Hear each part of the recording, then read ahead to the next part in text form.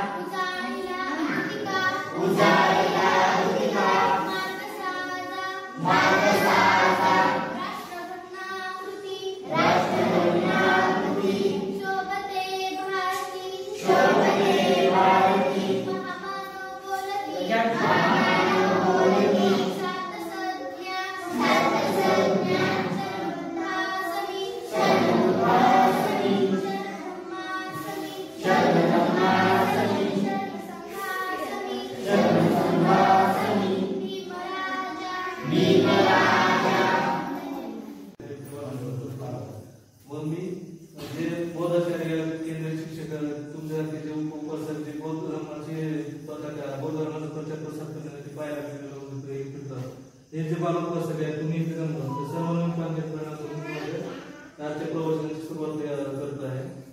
आज जर पाहिलं आषाढी पौर्णिमा म्हणतो. आषाढी पौर्णिमेचं महत्व विशेष महत्व आहे आपल्या बौद्ध धर्मामध्ये. आषाढी पौर्णिमेला पहिली जी घटना झाली होती ती अशी होती की बौद्ध धर्म आपल्या सिद्धार्थ गौतम बुद्धाचं पूर्वीचं नाव काय होतं? सिद्धार्थ. तर सिद्धार्थ गौतमाची जी आई आहे तिचं नाव काय होतं? महामाया होती. तर महामाया आणि त्यांचे वडील कोण होते? म्हणजे ह्याचे वडील कोण होते? सिद्धार्थ गौतमाचे वडील कोण होते?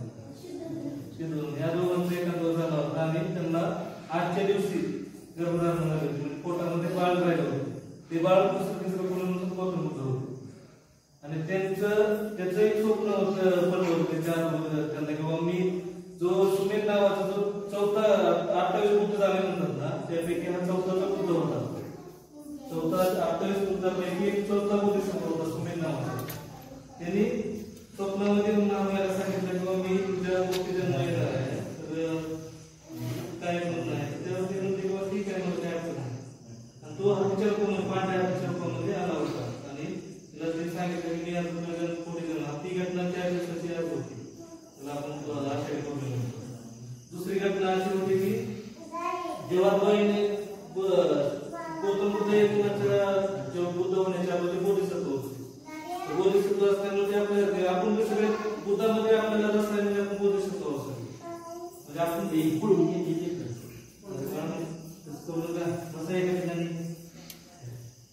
बोधिसत्व होते गौतम बुद्ध.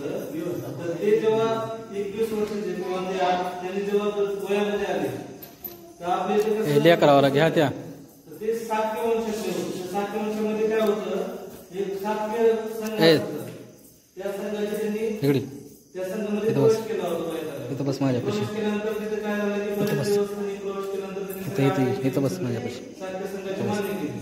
आणि भगवान गौतम बुद्ध गौतम बुद्ध हे कुणाचे मुलगा होते? सिद्धार्थ हे कुणाचा मुलगा होता?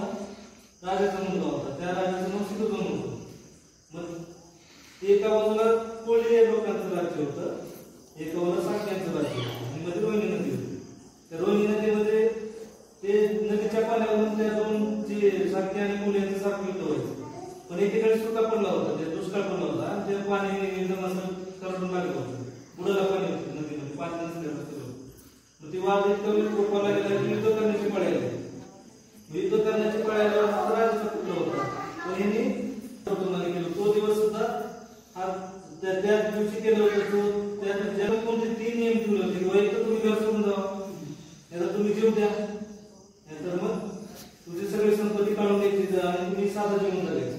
आता पहिलं तर करू शकत नव्हते. त्या केलं तर एक मुलगा आई वडिलांकडून होईल करायचं नाही. मग त्यांनी काय दुसरा ऑप्शन दिला त्यांनी.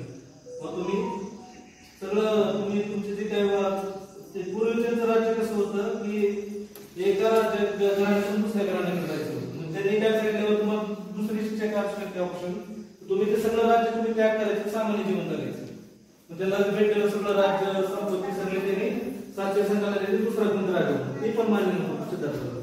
आणि तिसरा ऑप्शन होता परिवर्तन. परिवर्तन म्हणते त्याला ते परिवर्तन रद्द आहे. रद्द आहे म्हणजे संन्यास घ्यायचा. तिसरा सिद्धार्थाला हाच ऑप्शन भेटला होता कारण कुणाचं त्याच्यामध्ये आई वडिलाला त्रास होणार नव्हता आणि राज्य पण त्यागायची नव्हती.